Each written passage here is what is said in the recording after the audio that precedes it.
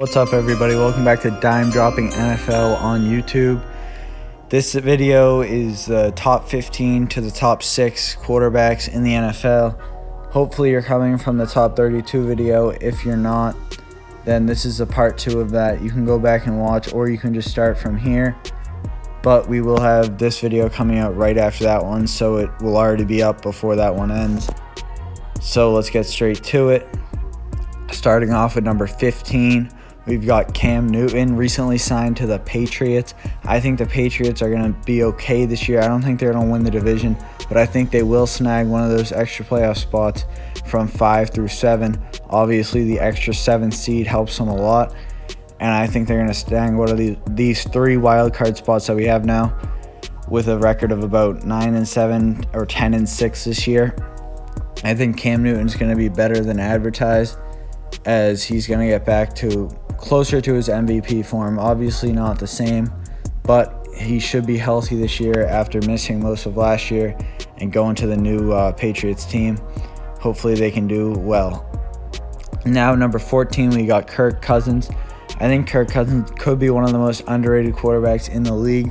He's not flashy, and he's not a deep ball passer. He can't move that well, but he seems to win a lot, and he can get it done in those games that are close, and that's what you're looking for in a quarterback. So that's what puts him at 14. He could be a lot higher with some better performances in big games, though, so he's going to have to step up there.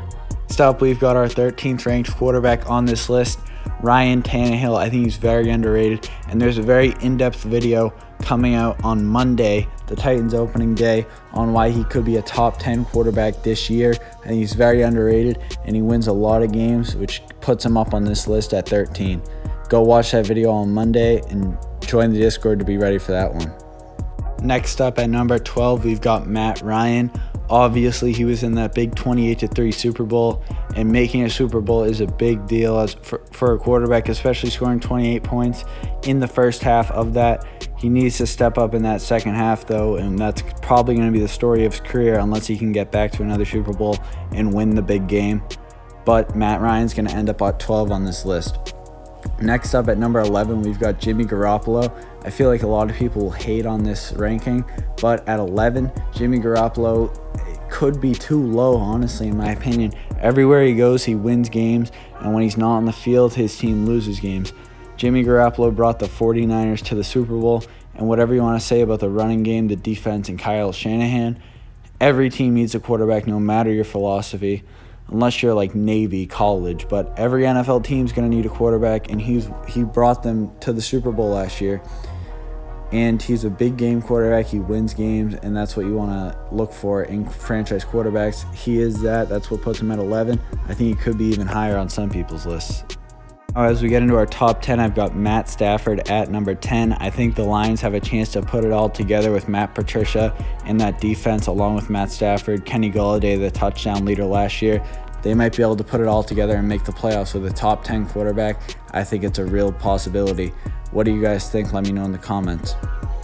Next up, we've got Dak Prescott. It's really hard to rank him because everything he does, when he does well, it's because of his great weapons around him and his great team around him. And I got to give him props for doing well.